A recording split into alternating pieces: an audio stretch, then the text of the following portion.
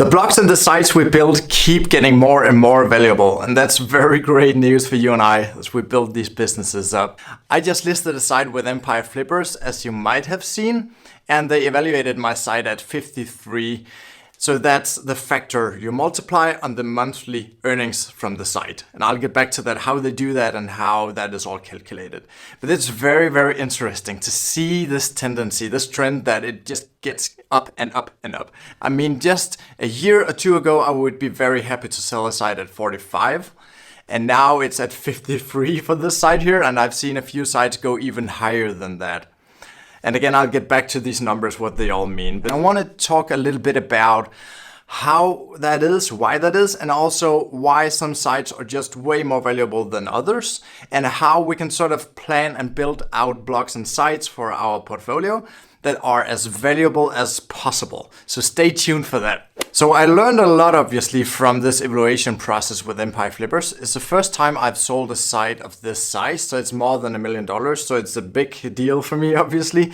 And I was very, very curious about what they would focus on and what they would zoom in on in order to assess the value of the site. So one thing they looked at was how the traffic spreads over the number of URLs on the site. So let's say you have 500 articles, but 2 of these articles are maybe bringing in like 20% of the traffic. That can sometimes happen. I have a good friend in the gaming industry and they have 1 article bringing more than 100,000 page views per month. So that's insane. That just means that if some bigger competitor comes along and writes a better article, then boom, you have so much value of the site just plummeting like that. And that, of course, would be very, very horrible for a new buyer. And that's something they don't want to see. So you want to see the traffic to the site being spread well over all the URLs as much as possible. So the less traffic to each URL you can say, the better. And then they also took a good look at how the site was built from a backlinking perspective. So they looked at the sites that link to my site or to any site that they are selling to really see if these links were placed, if they were somehow paid for. They asked specifically if any PBNs were used to create the site. And the PBN is a private blog network, meaning that you or somebody else built a whole list of sites just for the purpose of linking to sites to rank them better in Google. And obviously this is something that would mean some increased risk for the buyer. And that's something they prefer not to see. It's not that you cannot sell it if that's the case, but it's definitely something to look out for if you want a high evaluation. So they also looked at the domain authority, and it's still a number that they calculate and they want to see, and they grab this from Ahrefs. You can also get it with Moz, but with Empire Flipper, they import it from Ahrefs. So you'll get a number that you can sort of plaster on this domain, and the higher the better. That's still how they see it, I think. But personally, I don't think this is the best way to assess the value of the site anymore, to really look at this domain authority, because, I mean, who cares how many links it has if it has good traffic? To me personally, if it has a good deal of traffic, but very few links, that's a huge opportunity for the buyer, because first, there's literally no risk because there are very few links pointing to it. And if you can rank with few links, that just means that the content is really good, right?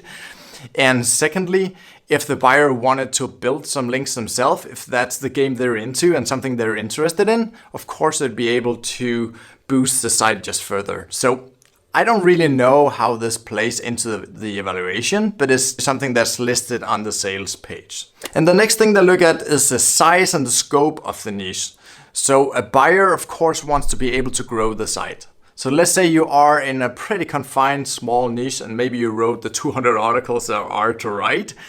Then they would probably have to change to another domain name or do something else sort of to break into another niche, or somehow they would have to work around that. But if you have a broad domain name that allows you to go further into the niche or just really broaden out the site and add more topics, clusters, categories, whatever people want to call this, the more you can do that, the better, obviously. That's also something that brings the price up. And then there's seasonality. If the site has very strong seasonality, let's say it's winter sports or something you can only do in the summer, then you'll just see the traffic and the revenue to the site go like this over the year. And that will make the site a little less valuable because one, it'll take a full year when you write articles. Let's say you wrote them in the fall and they won't rank until the summer. It'll be a long time before they benefit from adding new content to the site. And it's also just really harder to measure the month-over-month growth as it goes like this. You need a full year to see how it has grown. So you need maybe multiple years to see the growth curve. Whereas if there's no seasonality, you'll see the growth month by month. And it just makes it a little easier to see how risky or not risky the business is. And then, of course, they take a good look at the content. They want well-written content, in-depth content that goes into great detail, so it's not super easy to beat for a competitor. So let's say you have 500 articles that are all like 4, 5, 6, 700 words long. It's not that hard for somebody who comes by to just write better content. But if you have the best possible content and it's written by a true expert, and it's just really awesome content, everybody can see that, that will definitely also bring up the price. And then they also zoom in on the revenue streams to the site. So let's say it's only monetized with affiliate links from Amazon, for example.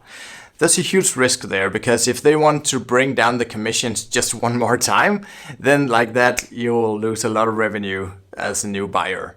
But if you have revenue from ads and you have from different affiliate networks and across different programs and stores, that just adds more value to the site as well. And let's say you were to have like an information product, like maybe a video course or something you can sell along, that's just one more revenue stream. And the more you have of those, the better, because it's a more diversified income stream for the buyer to take over. Now let's talk a little bit about how they actually value the site, because we talked about all the factors, but let's talk about the numbers. So what they do is they ask you typically to look at the last 2 or 3 years. So as far back as they can get you to do this, and then document for every month all the income, all the expenses to the site. And then you first put together all the income, all the affiliate income and the ad network income, info products, whatever you make money from on the site, and you add that all up on one line. Then you take all the expenses, content writing, editing, hosting, maybe if you're doing link building to the site, that would also have to be noted there as an expense. And you add all that together as well and deduct that from your revenue. And then you have the number of how much is it earning per month. And that's the number they want to multiply with a multiplier. So 53 in this case is a super high multiplier.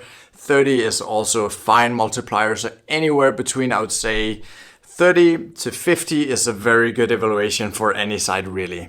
But the reason why they want to get these historical data is, of course, to see the trend of the site. And then finally, they take the last 12 months, just a full year, and they add up all this revenue and they divide it by 12, just to have the average monthly revenue for the site. Because that will even out and count out all the seasonality that could be. Because let's say you make more money in the summer or in the winter, then you just need the average of a full year to sort of account for that. So again, I'm really excited to see sites go in the mid 50s. That's a new high and that's just awesome. I really love that. And something else that's really great and that's also increasing the value of our blogs and our sites is increasing earnings with ad networks. So is Zoic, AdThrive, and MediaWine definitely the top most popular ones. They all see better and better ad rates, more earnings for the same number of page views on the same sites year over year. And that's just a great tendency. We have this ad revenue index from Zoic, and let's try and look at this now and just zoom all the way out and see the overall tendency here. So here's the index. You'll see how it changes month to month, but we want to go down here now and just slide it all the way back to the beginning of their data set. So I believe we're back to July 2016 here. And check out here, year over year, how it's just going nuts. So we had a dip here around when COVID hit, and then we just had the best year ever anyway. And today is great, and we just entered into Q4, the last 3 months of the year, And I think this year will just be even more crazy than the previous years. So if you forecast this further, you can see that it's just getting better and better. And the reason why this is so, I mentioned this a couple of times, I think it's because more and more of the bigger companies, such as Coca-Cola, L'Oreal, Nestle, whatever, all the huge companies, they spend more and more money on digital. I talked to some of the biggest brands here in Scandinavia that I used to work with as an SEO consultant, and I asked them specifically about that. How much of your revenue is being poured into digital, and is it still rising, and where do you expect it to land? And one of the marketing managers there of one of these huge corporations told me that it's definitely still rising, and it's gonna be on the rise for many years to come. And he couldn't tell if it's where it was gonna end, but he could definitely say that the tendency is not stopping anytime soon. So that's just great, because more money in digital advertising, of course, is more money for us. And that's just great. And see it like this. Let's say they're spending 20% now on digital advertising. So the 80% are still poured into magazines and billboards and whatnot, and TV commercials. And if they take these 20% to 25%, that's a 25% increase. So that's a huge increase that we'll see here just from them moving 5% of the total budget over to digital. I hope you learned something. Click the like button and the subscribe button, and I'll see you guys next time.